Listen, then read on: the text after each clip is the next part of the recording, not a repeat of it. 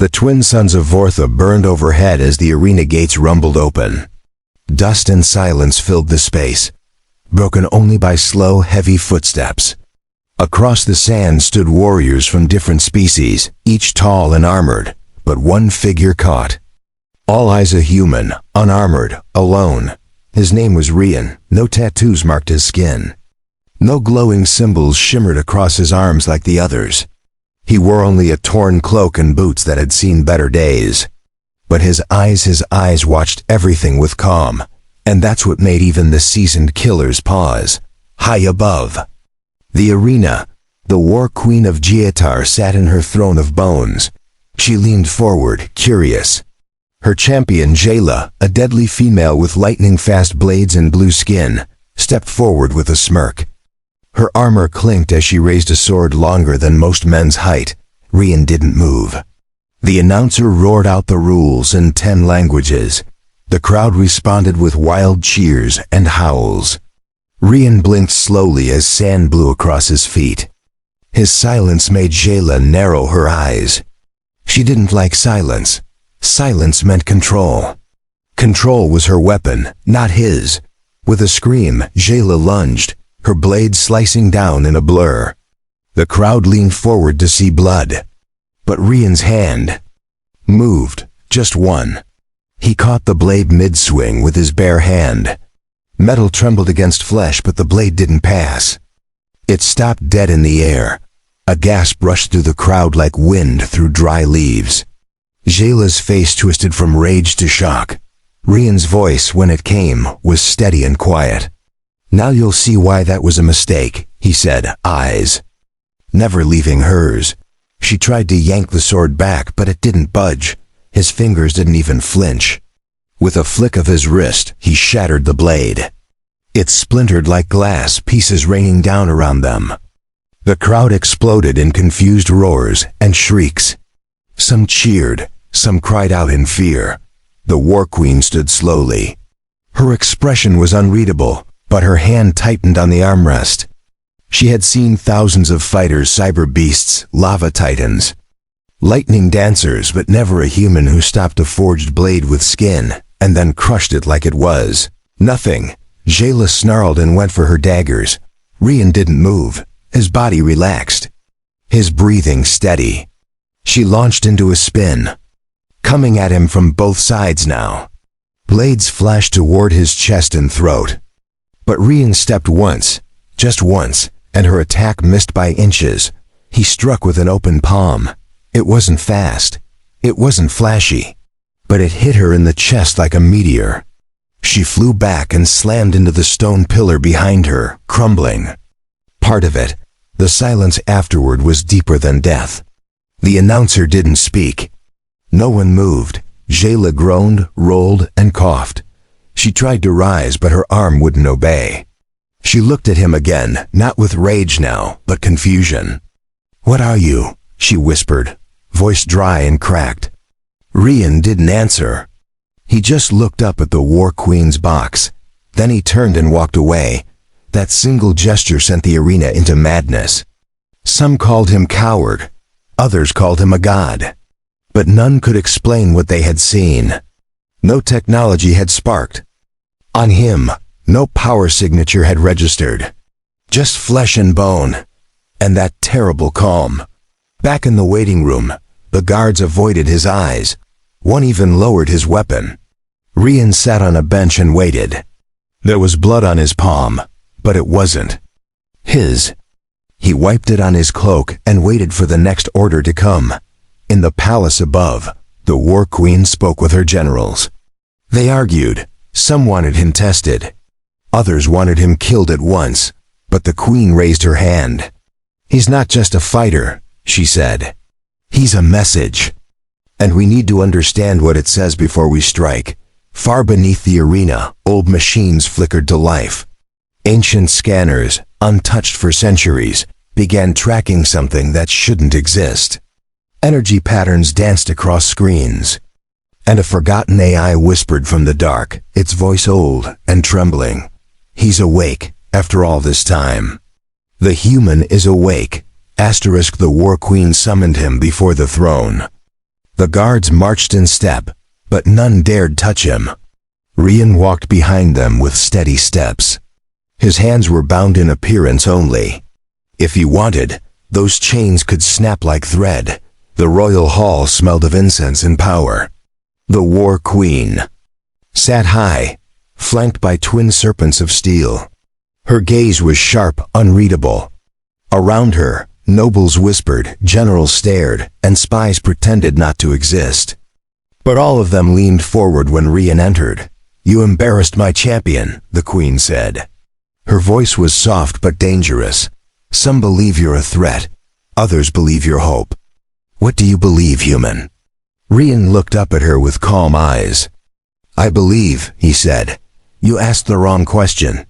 Gasps spread like fire through dry grass. The queen's mouth twitched.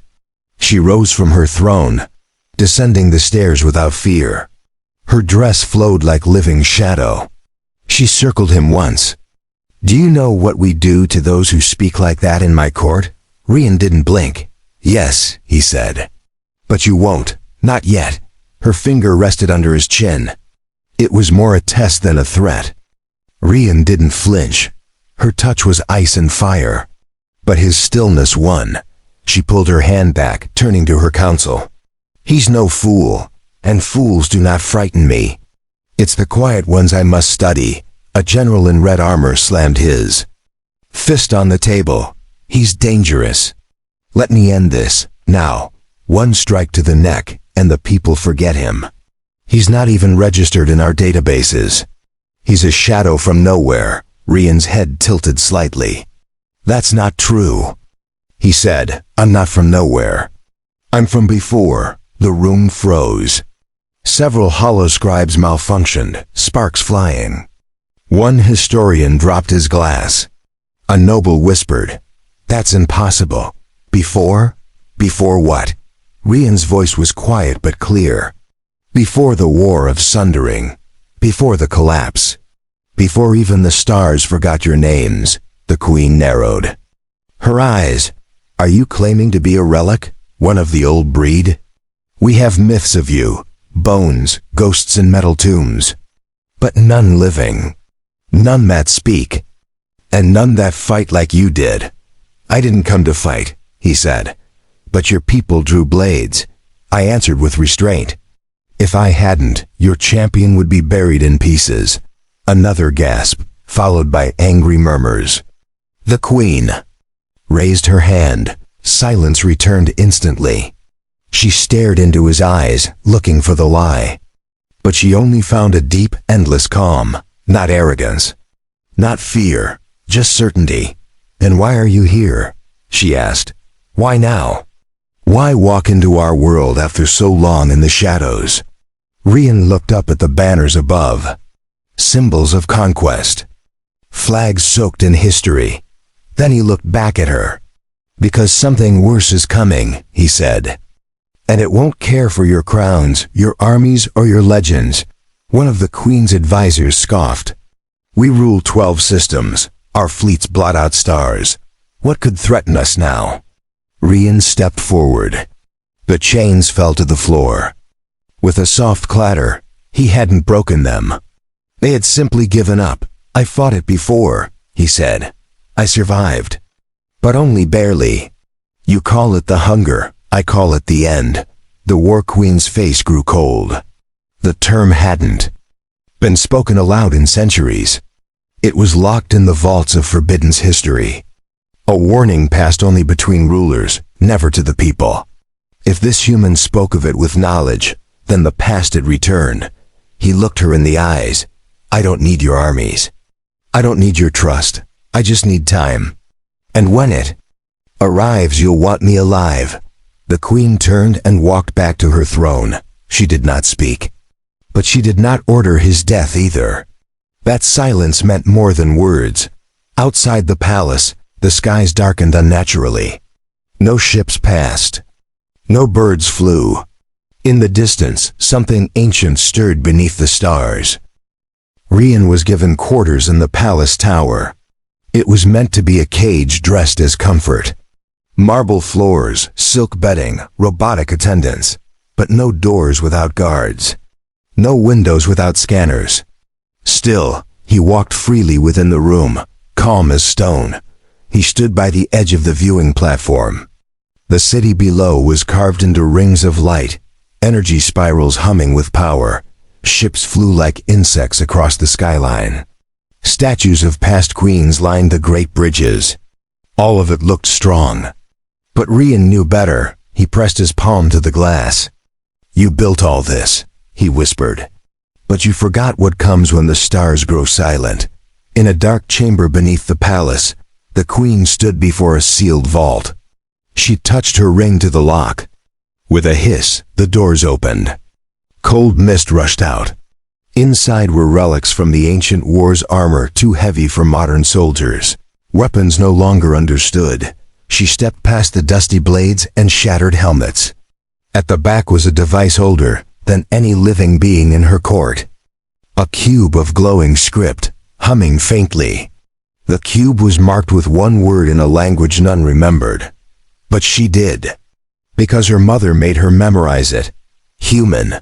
Back in the tower, Rian knelt and ran his fingers across the floor. He drew patterns in the dust that only he understood. Symbols from a war the universe thought forgotten. His eyes closed as he felt the pulse beneath the stone. The enemy had not yet arrived, but it had begun to wake. Outside the palace walls, reports flooded in. Ships disappearing near the border. Colonies silent without cause. Patrols returning with their minds broken. No signs of battle, just absence. As if something had eaten time itself, the queen paced before her war table. Her generals argued. Some called for full mobilization. Others dismissed it as rumors. She raised her hand and silenced them. This is not an invasion we can see. It is a hunger that comes without form. And he's the only one who has faced it. A scientist entered the chamber, nervous and pale. We scanned him again, Majesty. His DNA shows anomalies we've never seen.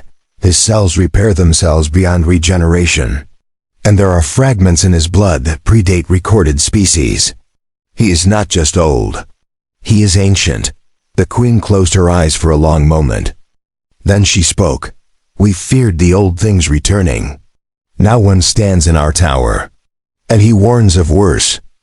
At sunset, she visited Rian alone. No guards, no ceremony.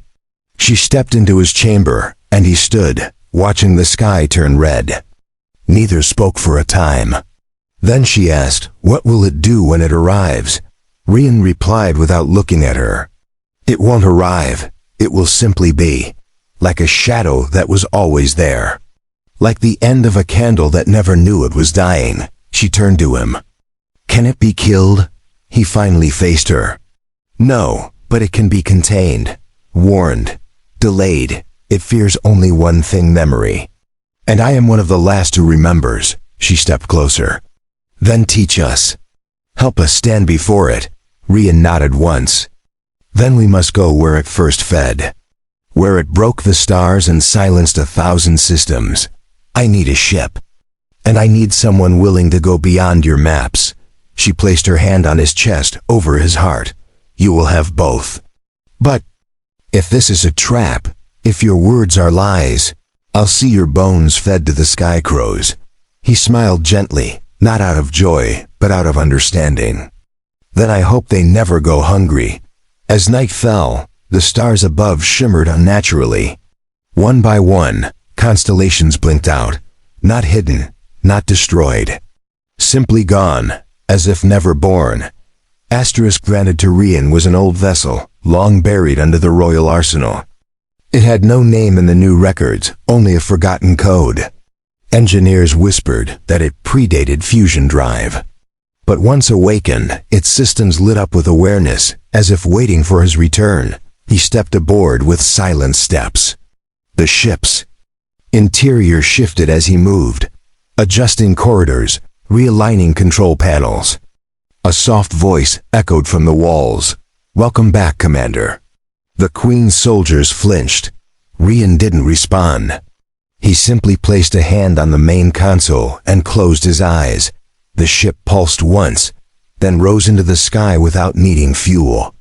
It didn't burn through clouds. It slid between them. Like it remembered the sky's pattern from another age. Captain Shura, the Queen's most trusted pilot, had been assigned to accompany him. She was skilled, sharp, and skeptical. Her armor shimmered with command seals. "Where are we going?" she asked as the stars curved around them like rivers of glass. "Sector 9, Rian answered. "The grave zone, where your people placed quarantine markers and never returned." "That's where it touched first." Shura frowned. "Nothing lives there, not even signals. It's a dead place." "That's exactly why we go," he said. The journey passed in silence. No one joked, no music played. Even the air inside the ship felt heavier. Time itself seemed to move slower. Every crew member felt watched, though no cameras moved and no sensors blinked. Rian walked the halls at night, not for sleep, not for thought, but because he could feel the echoes. This ship had seen things, fought battles written out of history. And now it was remembering too. On the third day, the stars outside changed. They didn't shine. They pulsed like hearts. And some of them were wrong. Too sharp, too close. One of the crew, a young navigator, whispered, "Those aren't stars." "Their eyes." Rian placed a hand on the boy's shoulder. "Look away when they stare. They see your fear. Don't feed it." Shura watched him. Her doubt was shrinking. What man could speak like that without breaking? What man stood calm in a place that made trained soldiers shake? "We're entering the field," she reported. "Nothing on scans. But the computer refuses to log coordinates. It's calling this space classified in its own language." "Then we're close," Rian said. Suddenly, alarm screamed. The ship's shields activated. No enemies appeared. But the hull began to groan like it was being crushed by silence. Lights dimmed. Screens showed static. Then, a single symbol appeared across every monitor. A circle, broken by teeth. Rian stared at it without blinking. "It remembers me," he whispered. "And it's hungry again." The crew gathered in the command chamber. Some drew weapons. Others prayed. But Rian stepped forward and pressed a sequence into the console. The ship trembled, not in fear, but in agreement. Shura raised an eyebrow. "What did you just do?" "I opened the archive," Rian replied. "It will show us what happened here. But only if we accept what we'll see." The room darkened. Images filled the air. Not videos. Memories, living echoes of a lost war. Planets devoured without fire. Civilizations erased without violence. Just swallowed by a shadow that fed on fear and memory. A voice from the ship spoke again. Final survivor log. "Commander Rian, last stand failed. System breach complete. Retreating into memory shell. Awaiting resurrection." The crew looked at him. He stood among them, alive, but also a relic. A man both present and remembered. Shura whispered, "You died here." "Didn't you?" "Yes," he said softly. "And now I've come back to finish what I failed to stop." Outside the ship, the darkness thickened. Not space, not shadow, something worse. And it knew he had returned. The ship's memory core stabilized as the projection faded. The crew stood silent. Some wept, some trembled. What they saw could never be undone. They hadn't just viewed history. They had experienced extinction. Captain Shura leaned on the way edge of the console. Her voice came out like dry wind. "That thing, it doesn't kill with weapons. It eats meaning, identity, names. It removes you from memory." Rian looked at her. "That's why I had to return. Not to fight it with force, but to remember what it is. And how it ends." Below the ship, the stars twisted. A black sea began to rise across the system. Planets lost their outlines. Satellites faded from the screens. It wasn't just dark. It was absence.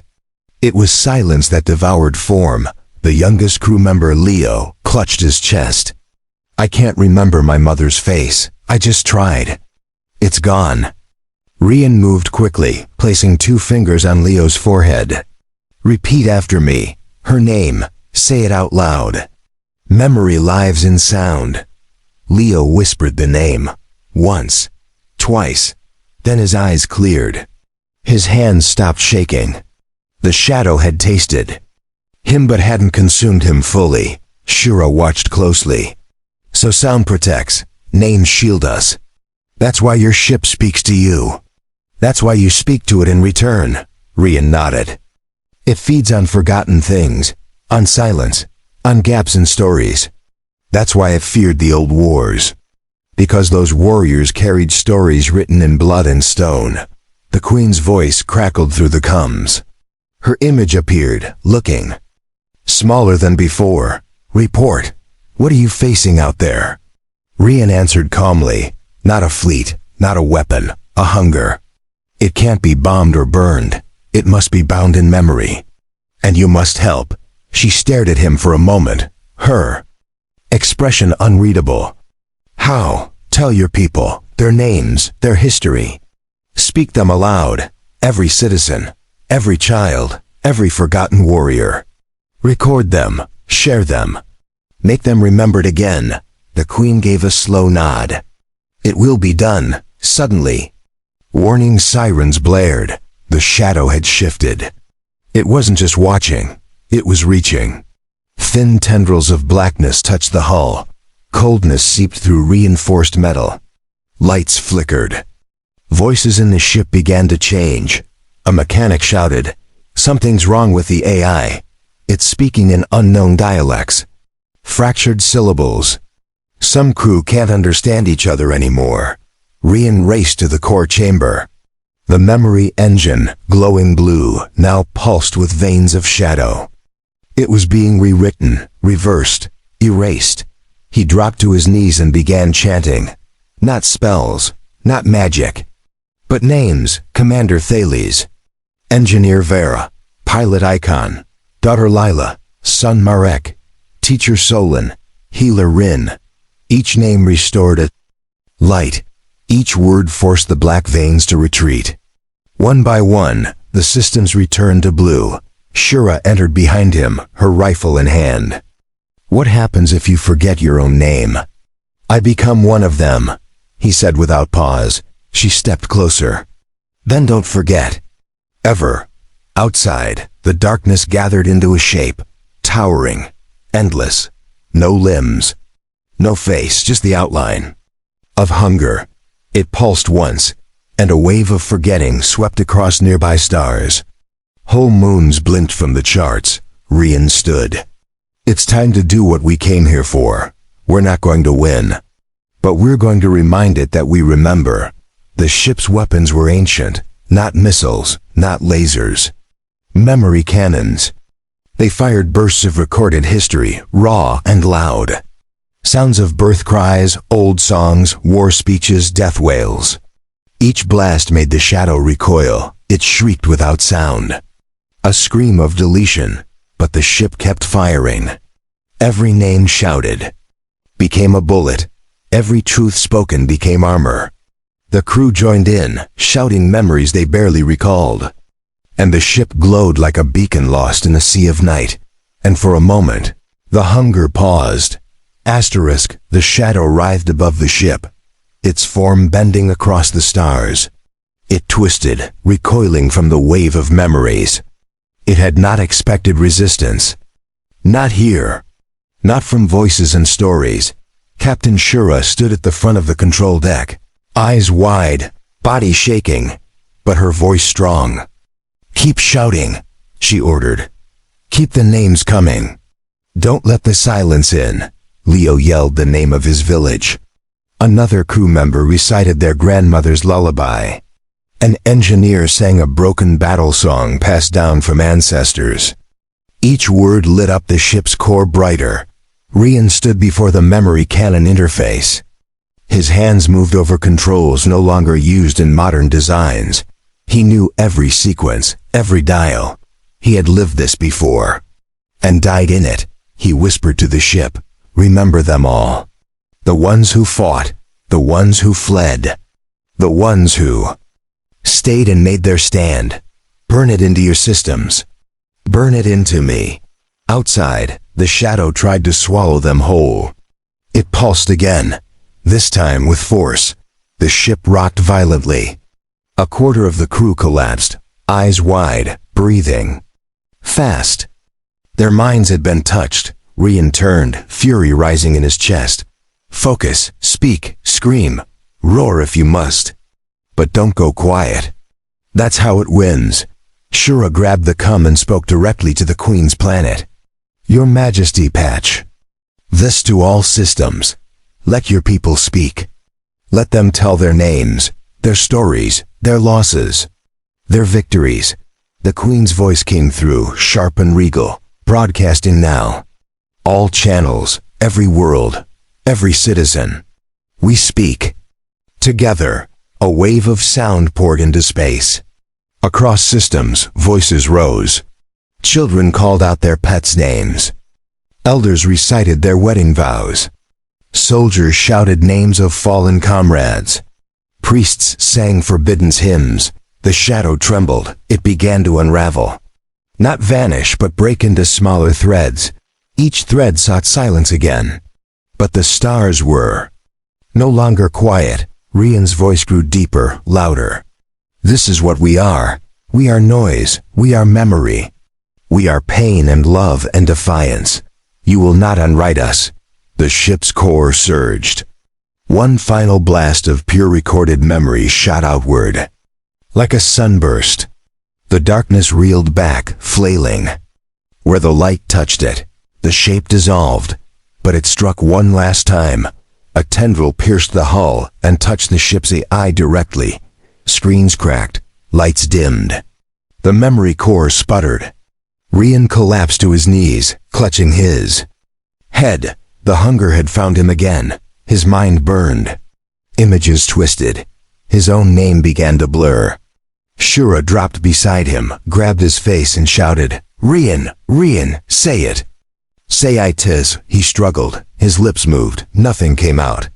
The darkness coiled tighter inside his skull. Then a whisper from the ship's interface echoed in the room.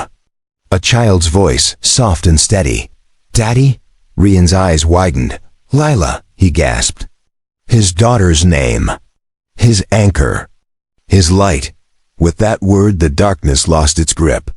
The tendril snapped like brittle glass. The ship roared back to life. Energy flooded the decks. Every screen lit up with the same word pulsing across it. Remember. Outside, the last of the shadow fled, not destroyed, but wounded. Chased back into the cold between stars. It had not known fear. Until now, the silence broke across systems. Signals returned. Light flowed. Names echoed. And the ship floated in the middle of it all, blazing like a monument to defiance. Rian stood slowly. Shura helped him up. The crew watched in stunned quiet. For the first time in ages, they had won a round against the void. But Rian knew this wasn't the end. The crew worked in silence, not out of fear, but awe. They had survived something older than stars. Something that didn't just kill, but erased. Their victory was fragile, but it was real. Rian walked the ship's corridor slowly. His steps were heavier now. The memory battle had drained him. His mind felt stitched back together by whispers and names. But each stitch ached. He stopped beside the chamber holding the memory core. It still pulsed with soft blue light. The voice of the ship greeted him, no longer cold, no longer hidden. She remembered you. So I remembered too. He smiled faintly. You were never just metal. You were the last cradle of who we were. Thank you for waiting. Shura found him standing there. Her armor was scratched, her expression unreadable. You fought like someone with nothing to lose. But I think you've already lost too much. Rian looked at her. Loss makes memory sharper. Pain keeps names alive. That's why I fight. Not for revenge. For remembrance. A signal from the Queen's palace broke through the ship's cum. Her voice was calm, but filled with questions. We saw the stars return. We heard the names. Is it truly gone? Rian answered without hesitation. No, just driven back. For now, it retreats when we are loud. But it always returns when we grow quiet again. The queen paused before speaking again. Then we must never be silent again. We will remember every life, speak every name, engrave every story in the stones of our cities. Her words were a promise, not to him, but to the stars. Back on the bridge, Leo watched the scanners. We have normal readings again, real stars, real signals. It's like the galaxy exhaled all at once. The crew gathered together in the mess hall. They shared food. Laughter came slowly, like light after a storm. But it came. Someone told a joke. Someone else sang a half-remembered song. Rian said it. The Edge sipping water. Shura joined him, setting her helmet on the table. You said this wasn't over, so what now? He looked at the stars through the window. We hunt the fragments, the echoes, the sleeping mouths it left behind. We light the dark before it regrows. Shura nodded. Then I'll be your second. Wherever this goes, I go too. He met her eyes. You don't owe me anything. You could return a hero. Live in peace, she smirked. Peace is earned, not gifted. I'd rather keep the fire burning. The next day, a memorial was transmitted across systems. Not for the dead, but for the forgotten. A reminder of what had been nearly lost. Children were taught to say their names every morning. Cities rang bells for voices long gone. Rian watched it all unfold from orbit. He knew it wouldn't last forever. Memory fades. Songs get rewritten. Names become dust. But for now they had remembered enough to survive. The ship received a signal from deep space. A pulse of rhythm, not language.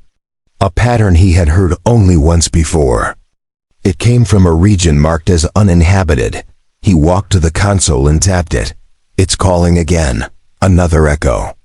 We have to answer before silence does. Shura stood beside him, armor sealed, ready. Then let's go remind it what we are. The ship rose from orbit. Its engines hummed with purpose. It no longer wandered. It had a mission. A map of forgotten battles and buried screams. And it would visit every one. Below them, millions looked to the stars. They didn't see a weapon or a warrior. They saw a message flying into the night. The message was simple. We remember. Asterisk. The ship drifted into unknown space. No markers. No traffic. No history. Just cold stars and distant shadows. But they were not lost.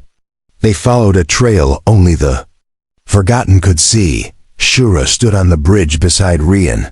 The stars reflected in her visor. This region wasn't even on our deep maps. How did you know where to go? I didn't, Rian said. But the shadow remembers where it's fed before. So I let it whisper. Then I chased the echo backward. They reached a system with no name. 4 broken planets circled a dying star. Silence pressed against the hull like cold breath. But this silence was different. It wasn't feeding. It was hiding. Rian activated the ship's archive cannon. Instead of firing, it scanned. The systems lit up with thousands of hidden pulses. Ghosts of stories never spoken. People lost before records began. We're standing in a grave, he said. One where the names were never carved. Shura adjusted her scope. Then we carve them now, even if we don't know them. Even if we never met them. We still speak for them. The ship released a beacon. A signal of memory. Not of the living, but of the potential. The forgotten chances. The dreams never dreamed. In that moment, the darkness began to stir. It rose from between the broken moons. Not as one shape, but many.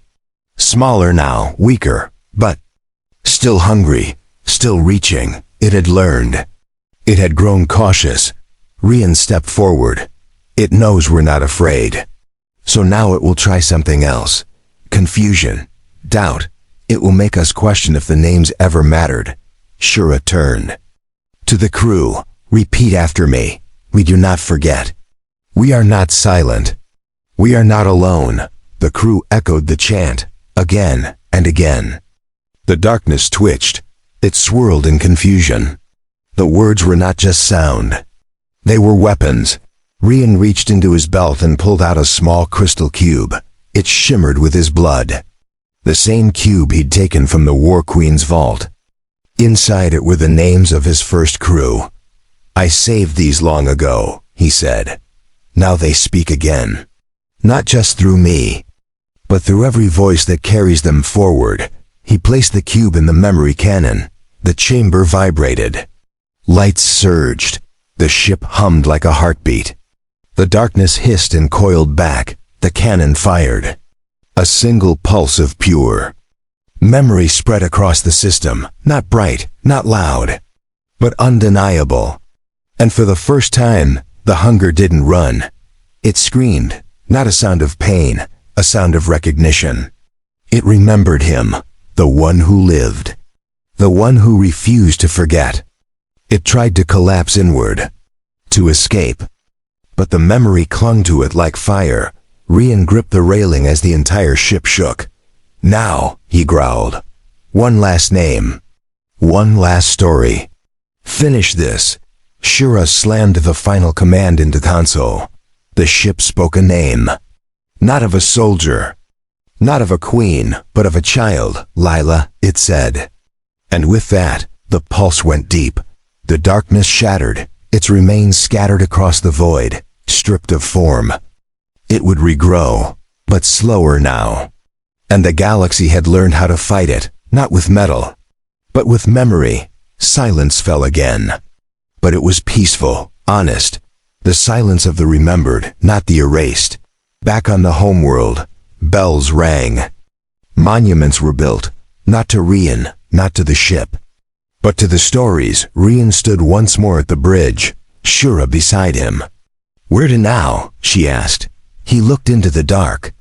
Wherever the stars have gone quiet, we make them loud again. The ship turned. Its engines ignited. A streak of light cut across the black. A human and a crew bound not by orders, but by one simple vow. We do not forget.